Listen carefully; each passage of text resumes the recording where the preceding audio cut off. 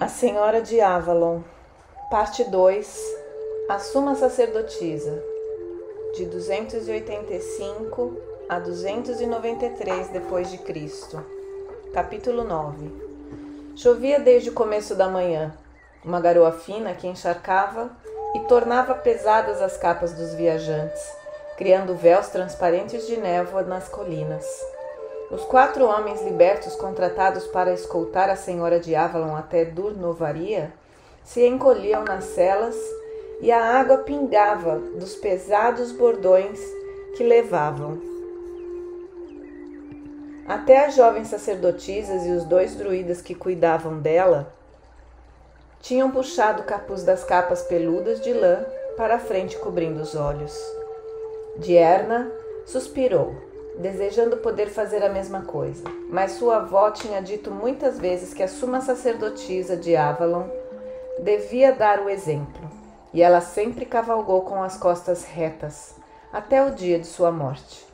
Mesmo que quisesse, Diurna não poderia ignorar aquela disciplina.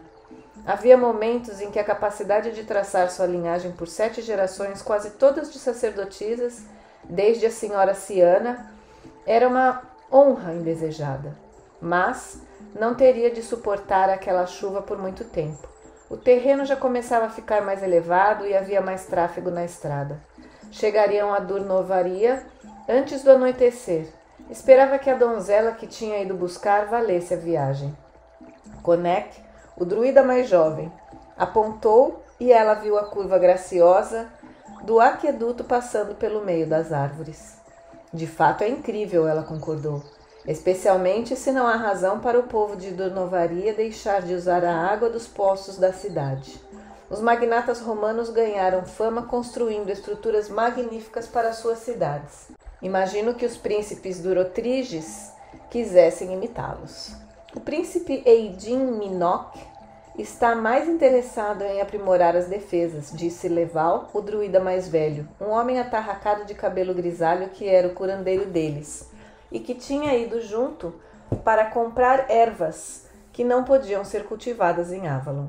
Bom, ele precisa estar mais interessado nisso mesmo, disse um dos libertos, com os piratas do canal atacando mais a cada ano. A marinha devia fazer alguma coisa, disse um outro. Senão, por que pagamos os impostos para Roma todos os anos? A jovem Erdufila fez o seu cavalo encostar na montaria de Diurna, como se achasse que um bando de piratas ia sair do alvoredo mais próximo e pular em cima deles. Chegaram a uma elevação de onde Diurna pôde ver a cidade, espalhada sobre uma faixa de calcário do outro lado do rio. O fosso e o baluarte correspondiam à lembrança que tinha, só que estavam parcialmente escondidos atrás de uma nova muralha de alvenaria. O rio corria marrom e silencioso, abaixo da ribanceira entre margens de lama. A maré devia estar baixa, ela pensou, espiando através da garoa o cinza mais profundo no lugar onde o céu encontrava o mar. Gaivotas gritaram saudações voando sobre as cabeças, e depois indo embora. Os druidas se empertigaram e até os cavalos, sentindo que a viagem chegava ao fim, adotaram um passo mais esperto. Diurna soltou o ar dos pulmões, suspirando, e só então admitiu que estava ansiosa. Pelo menos aquela noite estariam seguros e aquecidos dentro da nova muralha de Eidin Minok. Já podia se permitir imaginar como seria a jovem que provocara aquela viagem na chuva. Teleri, está me ouvindo? As sacerdotisas jantarão conosco esta noite. A voz de Eidin Minok soava como uma trovoada distante. Teleri piscou os olhos e tentou parar de pensar naquele futuro próximo em que as sacerdotisas a levariam embora com elas para Avalon.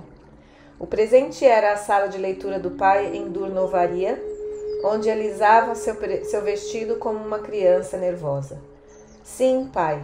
Ela respondeu no latim culto que o príncipe tinha feito todos os filhos aprender. A senhora Diurna fez essa longa viagem só para vê-la, filha. Continua decidida a ir com ela? Não vou forçá-la a tomar uma decisão, mas quando resolver, não poderá voltar atrás.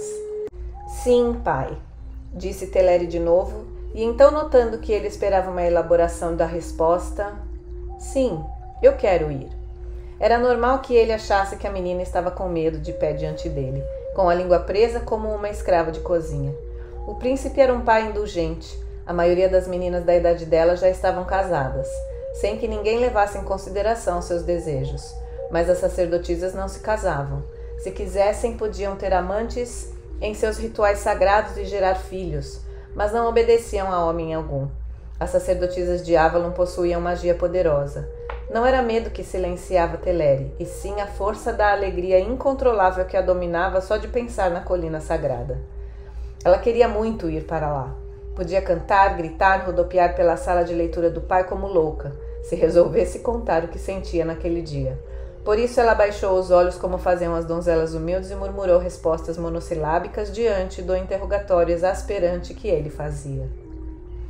Elas estão aqui essa noite, pensou Teleri, quando o príncipe a liberou afinal, e ela pôde voltar para os seus aposentos.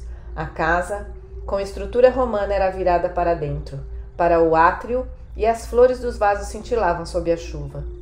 Toda a sua vida tinham sido assim, pensou ela encostada numa das colunas protegidas e alimentada, mas virada para dentro.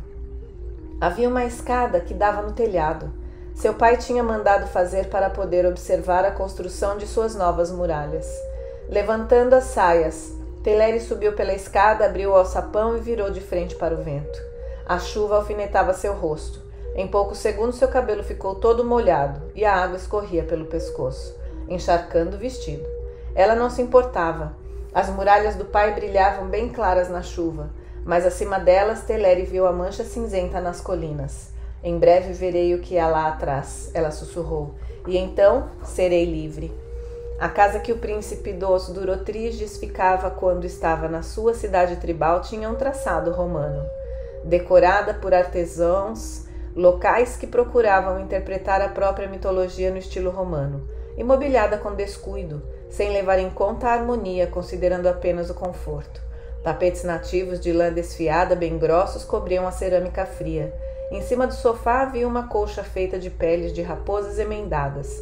Dierna olhou para as peles com tristeza, mas sabia que se afundasse naquela maciez, teria dificuldade para se levantar de novo. Os escravos do príncipe levaram água quente para a higiene e ela ficou feliz de poder tirar a calça e a túnica que tinha usado durante a viagem e vestir o manto azul de mangas largas que sacerdotisa de Avalon.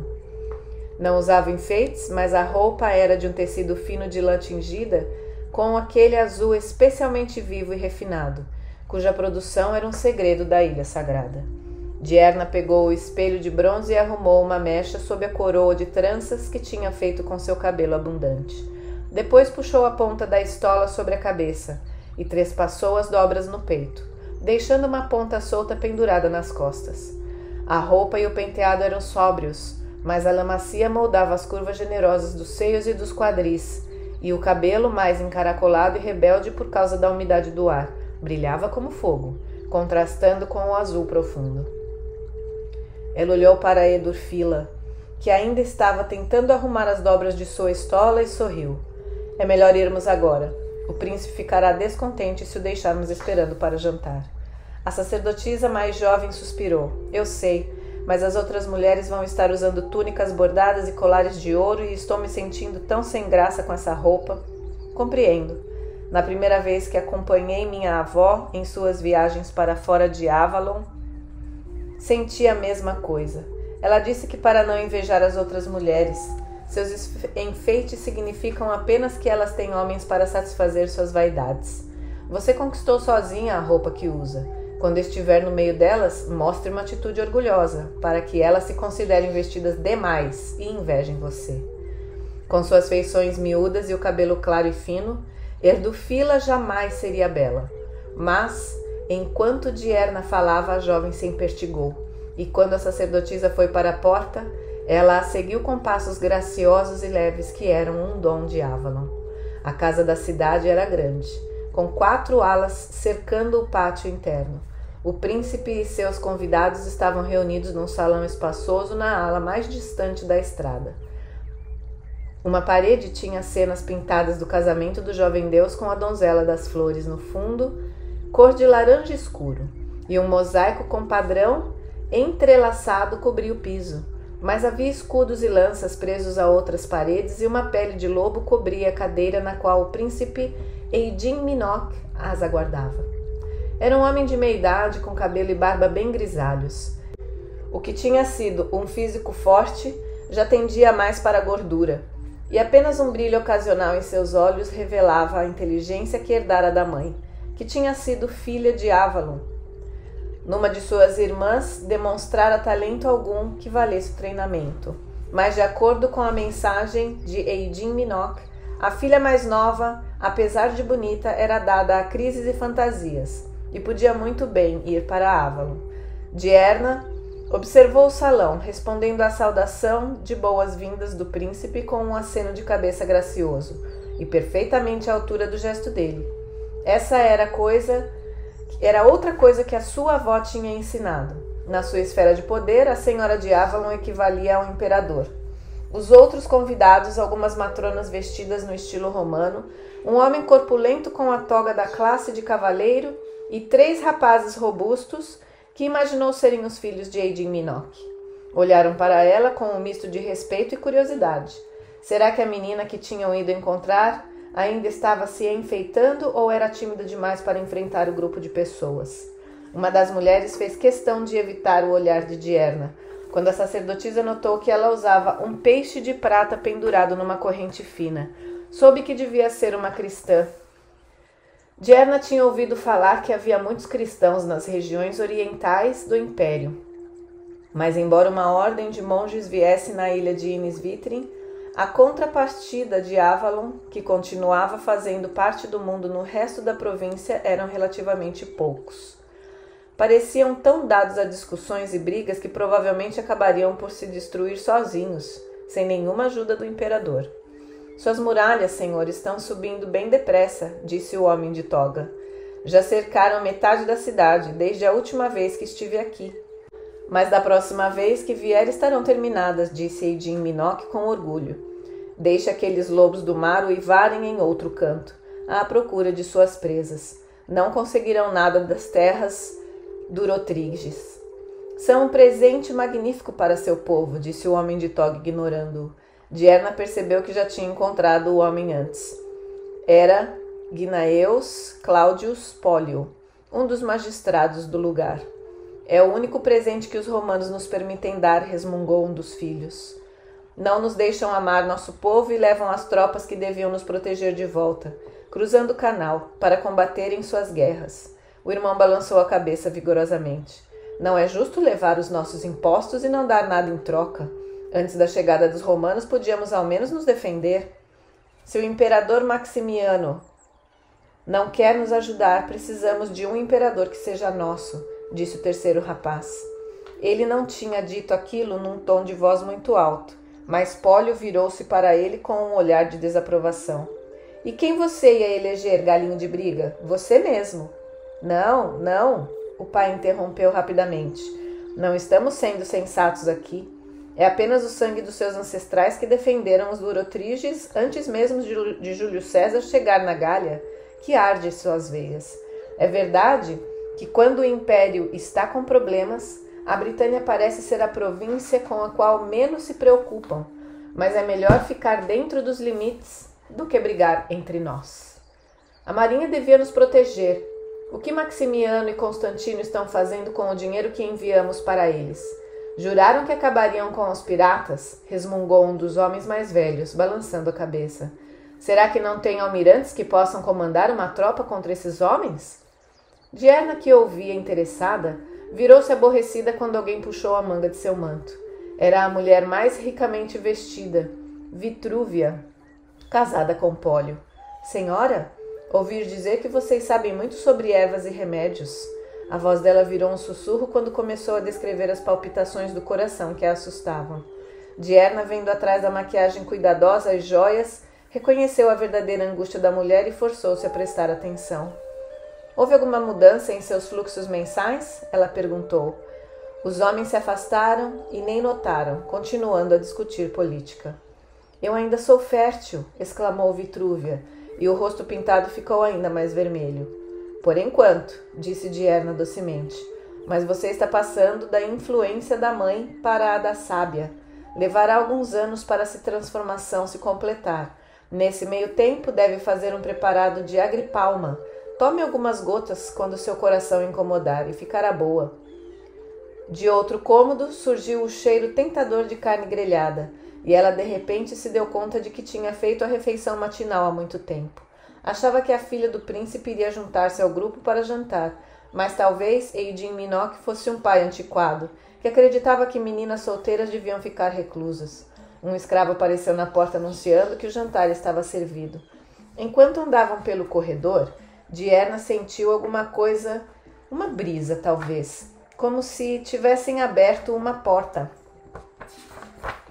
que dava para fora, em algum ponto do salão, e virou-se para trás. Nas sombras do final do corredor, algo claro se movia. Ela viu uma figura de mulher se aproximando com passos rápidos e leves, como se levada pelo vento. A sacerdotisa parou tão de repente que Erdufila esbarrou nela. O que foi? Diana não podia responder. Uma parte de sua mente tinha identificado a recém-chegada, uma mulher mal saída da infância, alta e esguia, como um salgueiro. Pele clara, cabelo escuro e uma leve semelhança com Eidin Minoc, na linha forte do rosto e na testa. Mas foi outra sensação que a fez silenciar, que só podia caracterizar como reconhecimento.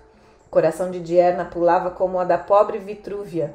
Piscou os olhos e, vendo por um instante a menina frágil de cabelo fino e louro com roupa de sacerdotisa e outra pequena com laivos castanhos nos cachos escuros, as pulseiras douradas enroscadas, feitos serpentes em seus braços.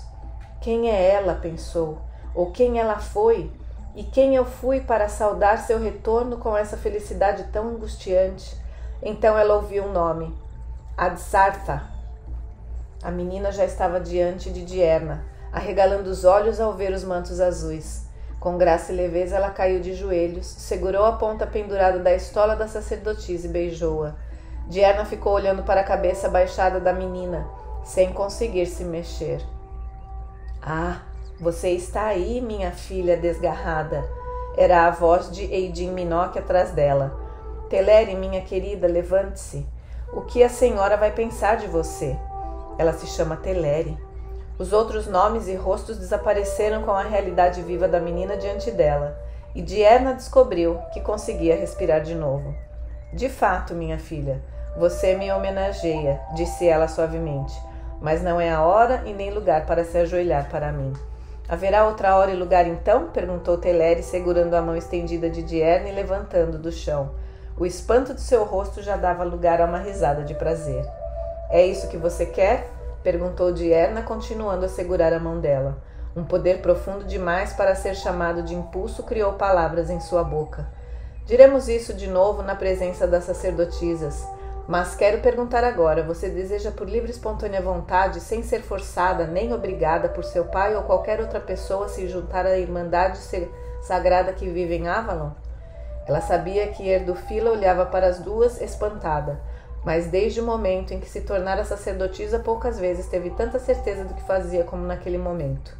Pela lua, pelas estrelas, pelo verde da terra eu juro, disse Teleri animada. Então, como penhora da recepção de minhas irmãs darão a você, quando voltarmos para lá, eu lhe dou as boas-vindas. Diana segurou o rosto de Teleri com as duas mãos e beijou-a na testa. Aquela noite, Teleri ficou muito tempo acordada. Quando o jantar terminou, Eidin Minoc, observando que as sacerdotisas tiveram um dia muito cansativo na estrada, deu boa noite a todos e mandou a filha para a cama. Racionalmente, Teleri sabia que ele estava certo, que ela mesma devia ter notado o cansaço das sacerdotisas. Podia conversar com elas na viagem de volta para Avalon.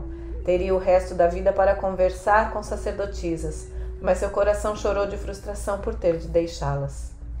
Teleri já esperava ficar impressionada com a senhora de Avalon. Todos tinham ouvido histórias sobre o cume escondido do Thor, como o reino encantado no meio de uma névoa que só um iniciado podia atravessar. Alguns achavam que era uma lenda, pois quando as sacerdotisas saíam pelo mundo normalmente usavam disfarces. Mas, nas antigas famílias, nobres, tribos, a verdade era conhecida por muitas filhas dessas famílias. Tinham passado algum tempo na Ilha Sagrada, e às vezes, quando a prosperidade da terra exigia, Uma das sacerdotisas era enviada para celebrar o grande casamento com algum chefe das fogueiras de Beltane. O que Teleri não esperava era ter reagido como se a suma sacerdotisa fosse alguém muito querido de muito tempo atrás. Ela deve achar que sou uma tola, pensou Teleri, se revirando na cama outra vez. Imagino que todos devem reverenciá-la. Em todas as histórias, a Senhora de Avalon era sempre uma figura espantosa, e isso era verdade. A Senhora de Erna era como uma fogueira que iluminava o caminho no céu da meia-noite. Perto daquela luminosidade, Teleri se sentia espectral. Então pensou que talvez fosse mesmo o espírito de alguém que tinha conhecido, de Erna em outra vida. Ela começou a rir da ideia. Só faltava achar que era Boudica ou a imperatriz de Roma.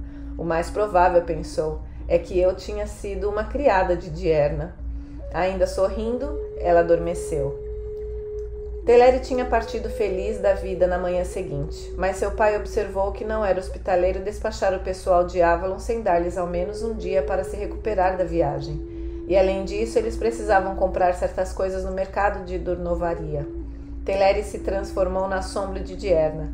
O momento de surpreendente intimidade que ocorreu quando se encontraram na véspera não se repetiu, mas ela ficou tremendamente à vontade na companhia da mulher mais velha. E aos poucos, Teleri percebeu que não havia uma diferença tão grande na idade das duas, como imaginava. Ela estava com 18 anos, mas a suma sacerdotisa tinha apenas 10 anos a mais. Era a responsabilidade e a experiência que diferenciavam as duas. Erdufila tinha dito que o primeiro filho que Dierna teve, uma menina, ainda estava em seu ventre quando a mãe se tornou suma sacerdotisa aos 23 anos. E que tinha sido mandada embora para ser adotada antes de completar 3 anos de idade.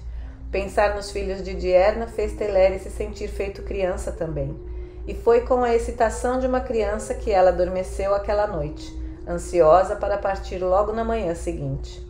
O grupo saiu a cavalo de Durnovaria durante o alvorecer chuvoso, deixando a cidade adormecida para trás. A suma sacerdotisa quis sair bem cedo, pois a primeira etapa da viagem ia ser longa. O homem liberto que abriu o portão ainda bocejava e esfregava os olhos.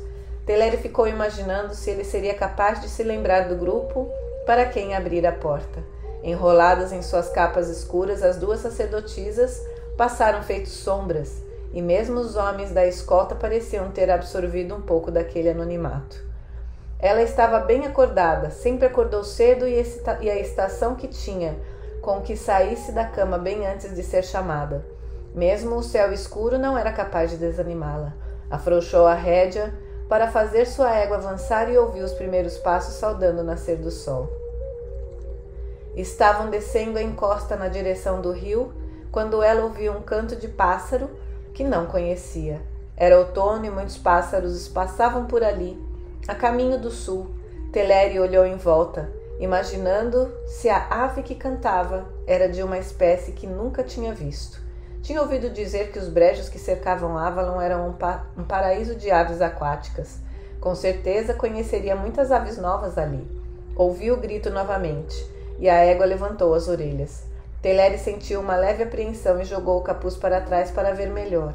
Algo se mexeu entre os salgueiros. Puxou a rédea e falou com o criado mais próximo, que se endireitou na sela. Pegou seu bordão e olhou para onde ela apontava. Então alguém assoviou e os salgueiros estremeceram, e no instante seguinte, a estrada estava cheia de homens armados.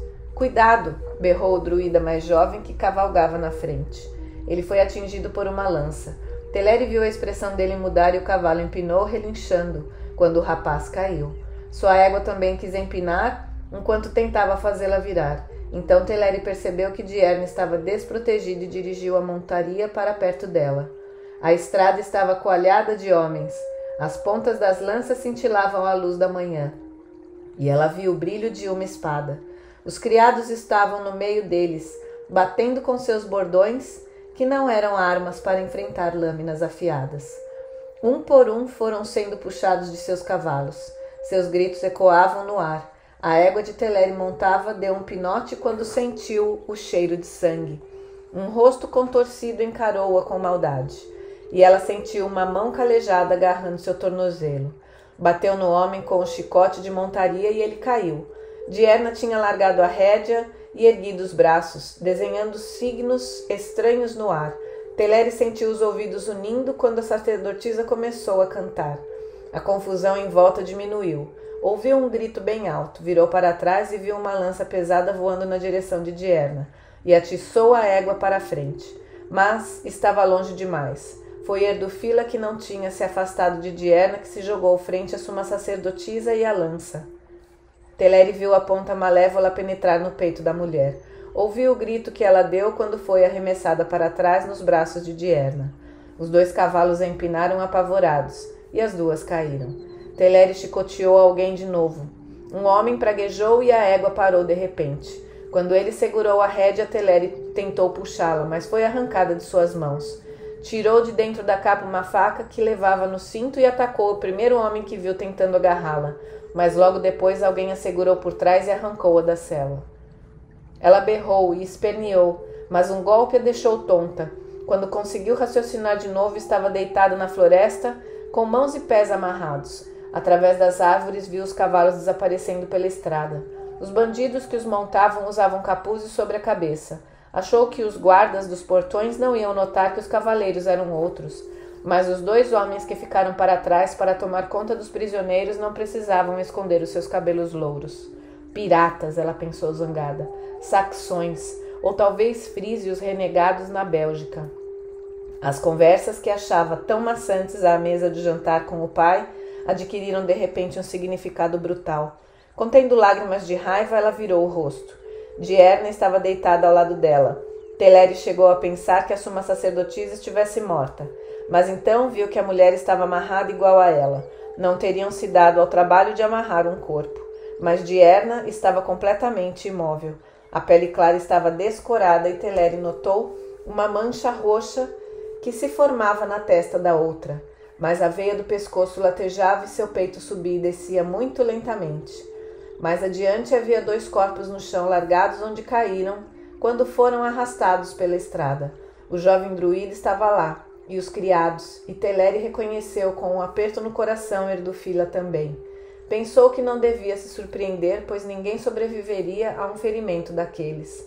Além de Dierna e ela, de todo o grupo, apenas Leval, o curandeiro, tinha sobrevivido. Teleri murmurou o nome dele. Por um momento achou que ele não tinha ouvido. Então ele virou a cabeça. Eles a feriram? Ela apontou para a sacerdotisa com a cabeça. Ele fez que não. Acho que um dos cavalos deu-lhe um coice quando ela caiu, mas não deixaram que eu a examinasse. Ela vai viver? Teleri sussurrou ainda mais baixo. Leval fechou os olhos. Se os deuses forem bons, com uma pancada na cabeça só podemos esperar. Mesmo se tivéssemos livres, não haveria muito a fazer, a não ser mantê-la aquecida. Teleri estremeceu. Não chovia, mas o céu continuava encoberto e cinza. Role para cá e eu farei o mesmo, disse ela baixinho. Talvez o calor dos nossos corpos ajude. Eu devia ter pensado nisso. Ele recuperou um pouco do brilho no olhar com cuidado, parando cada vez que um dos bandidos olhava para eles. Os 2 começaram a se arrastar para perto de Dierna. O tempo depois disso pareceu uma eternidade, mas na verdade mal tinham passado 2 horas quando ouviram a força principal dos piratas voltando. Teleri lembrou que aqueles animais costumavam atacar com rapidez e depois fugir, carregando tudo que pudessem roubar antes de as vítimas poderem recuperar as forças para combatê-los. Um guerreiro pôs Teleri de pé e passou a mão na lã macia do vestido dela. Quando ele começou a apertar seus seios por baixo da roupa, ela cuspiu nele. Ele riu e largou-a, dizendo algo incompreensível. Eu disse para eles que você é rica e que você dará um bom resgate. Aprendi um pouco da língua deles para poder negociar ervas, Leval disse para Teleri. Um dos piratas se inclinou sobre Dierna, certamente sem saber como conciliar as mãos brancas e a roupa rústica da viagem. Depois de um tempo, ele deu de ombros e começou a tirar um punhal na bainha. — Não! — gritou Teleri. — Ela é opulenta, uma sacerdotisa muito rica. Alguns deles deviam entender latim. Ela olhou desesperada para Leval. — Githa! Rica! — ele gritou. O saxão ficou olhando incrédulo, mas guardou a faca. Ergueu o corpo inerte de Dierda e jogou-o sobre os ombros. Os homens que seguravam Teleri e Leval começaram a empurrá-los na direção que seguia o outro, e logo os três estavam atravessados e amarrados nas costas de cavalos roubados. Quando finalmente pararam, Teleri desejava estar inconsciente como a sacerdotisa. Os navios dos piratas tinham sido levados para uma enseada escondida, e eles montaram um acampamento provisório na praia. Barracas toscas abrigavam os produtos perecíveis dos saques. O resto estava empilhado perto de fogueiras. Os prisioneiros foram jogados do lado de um monte de sacas de grãos e aparentemente esquecidos, enquanto os homens começaram a avivar o fogo e partilhar os alimentos que tinham conseguido pegar, especialmente o vinho. Se tivermos sortes, eles nos esquecerão, disse Leval, quando Teleri estava pensando se iam lhes dar de comer, pelo menos até amanhã, quando tiverem curado a bebedeira com o sono. Ele se contorceu e conseguiu se endireitar para tocar na testa de Dierna com as costas das mãos. Tinha gemido um pouco quando a tiraram de cima do cavalo, mas embora a consciência pudesse estar mais próxima, a sacerdotisa ainda não tinha aberto os olhos. A escuridão chegou. O acampamento foi ficando mais organizado à medida que os homens iam sentando em volta das fogueiras. No meio das cabeças louras dos saxões e dos frísios havia uma boa quantidade de cabelos negros e castanhos, e toques de latim vulgar, misturados com os sons guturais das línguas germânicas. Desertores do exército e escravos fugitivos comungavam seus ideais com os bárbaros. A única exigência para ser aceito ali parecia ser a brutalidade e um braço forte para remar ou manejar uma espada. O cheiro de porco assado deixou Teleri com água na boca. Ela virou o rosto para o outro lado e tentou lembrar-se de alguma oração. Estava tirando um cochilo desconfortável quando o barulho de passos por perto a fez despertar tremendo. Já ia se virar e um chute nas costelas a fez sentar, dardejando um olhar furioso. O pirata que tinha dado o chute estava rindo. Não era mais limpo que os outros, mas o ouro que usava sobre a roupa de pele sugerira que devia ser o chefe deles. Ele agarrou Teleri pelos ombros e puxou-a para cima, com o rosto perto do dele, e quando ela tentou se livrar, abraçou-a bem forte com uma das mãos, imobilizando seus braços. Com a outra mão, ele agarrou seus cabelos. Ficou sorrindo um tempo, depois beijou-a na boca. Quando ele se afastou um pouco, alguns homens aplaudiram e outros exibiram ares de reprovação. Teleri arfava sem acreditar que tivesse feito isso com ela. Então ele enfiou a mão áspera por dentro da gola do vestido, tentando agarrar os seios dela, e tornou bem clara sua intenção. Por favor, ela não podia se livrar dele, mas conseguiu virar a cabeça. Se ele me machucar, vocês não receberão resgate algum. Por favor, diga para que ele me larga. Uns poucos entenderam o que Teleri dizia em latim. 2 ou 3 ficaram de pé, e um se aproximou do pirata que se segurava. Ela não entendeu o que ele disse, mas certamente era um desafio, pois o chefe interrompeu o que estava fazendo e levou a mão à espada. Durante um segundo ninguém se mexeu. Teleri viu os olhos azuis dele passando de um homem para outro. Viu o desejo de lutar, morrer neles. Até ninguém mais ousar encará-lo, e ouviu o próprio destino selado com uma risada dele. Teleri chutou e se contorceu quando ele a agarrou, mas o bandido só apertava mais e mais. Enquanto era levada para a pilha de roupas de cama do outro lado da fogueira, ouviu uns outros homens rindo. Dierna ficou muito tempo vagando num mundo de névoa e sombra. Imaginava ser aquilo teria o pântano que ficava abaixo de Avalon. Podia se agarrar às fronteiras entre as esferas protegidas em volta do Thor sagrado e o mundo exterior. Pensando nisso, o cenário ficou mais claro. Estava de pé numa das muitas ilhotas onde os poucos salgueiros cresciam no outeiro acima dos juncos. O chão lamacento estava coberto de penas. Ela balançou a cabeça, sabendo que o ninho de pato selvagem devia estar por perto. Viu seus pés pequenos e descalços e a saia molhada do vestido. Mas havia algo que devia lembrar. Olhou em volta, ansiosa. Dirna, espere por mim. O chamado vinha de trás. Ela virou-se rapidamente, lembrando que tinha proibido a irmã menor de segui-la quando fosse pegar ovos de passarinho. E a criança tinha desobedecido. Beca, estou indo. Não se mova. Com 11 anos, Diana conhecia suficientemente o pântano para andar por ali sozinha. Procurava ovos frescos para uma das sacerdotisas que estava doente. Becca tinha apenas 6 anos e era pequena demais para saltar de um monte de terra firme para outro. Não queria que a menina fosse junto para não perder tempo. Mas desde a morte da mãe delas no ano anterior, a caçula se transformara na sombra de Dierna. Como é que tinha conseguido chegar tão longe sozinha? Dierna foi chapinhando pela água escura, espiando em volta. Um pato grasnou à distância, mas nada se mexia por perto. Becca, onde é que você está? Bata na água e eu seguirei o som, gritou. E quando a irmã estivesse em segurança, pensou, daria umas boas palmadas nela por desobedecer suas ordens. Não era justo. Será que não podia ter aquelas horas só para ela, sem ter de ser sempre responsável pela criança? Do outro lado do outeiro, em frente ela ouviu uma batida na água e parou. Atenta, após ouvir o barulho de novo, tentou avançar mais depressa. Calculou mal o passo e enfiou o pé na lama. Foi afundando, afundando. Abanou os braços desesperada, segurou um galho de salgueiro. Pendurou-se nele, firmando o pé que estava em terreno seco, e mexeu o outro de um lado para o outro até o lodo soltá-lo. Dierna já estava molhada até a cintura. Tremendo de frio, chamou a irmã novamente.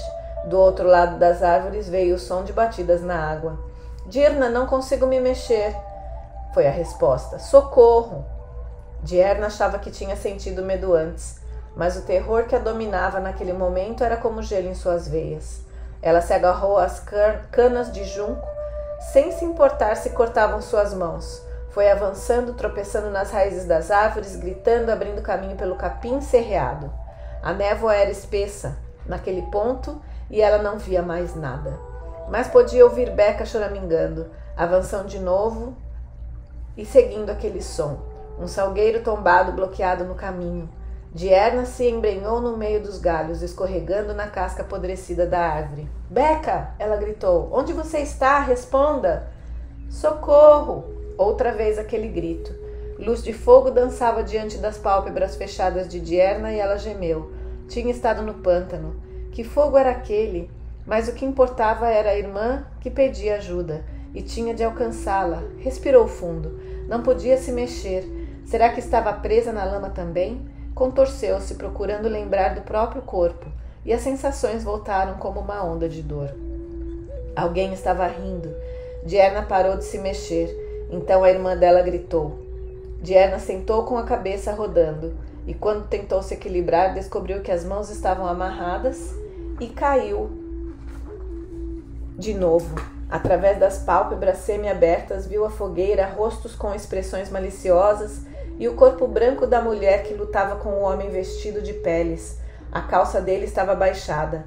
Ele flexionava os músculos das nádegas rosadas enquanto tentava imobilizar a menina no chão. A sacerdotisa ficou olhando. Não sabia onde estava, mas compreendeu o que acontecia. E naquele momento era sua irmã que pedia ajuda mais uma vez. Com um gemido de raiva, arrebentou as cordas dos pulsos e sentou. Os homens não viram Dierna se levantar. Estavam assistindo à luta do casal, apostando quanto tempo ia durar. Dierna respirou fundo, não para se acalmar, mas buscando o controle que possibilitaria canalizar a fúria que sentia. Briga! Sussurrou.